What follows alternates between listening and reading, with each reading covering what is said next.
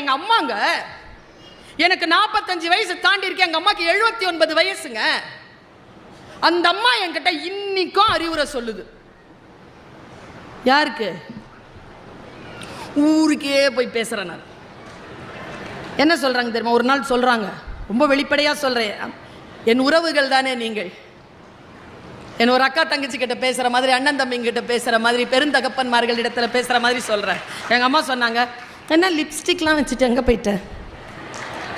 அன்றைக்கி லிப்ஸ்டிக்லாம் வச்சுட்டு அப்படியே கரெக்டாக வெளியில் கிளம்புறேன். ரெக்கார்டிங்கா? எங்கள் அம்மா இல்லைங்கங்க.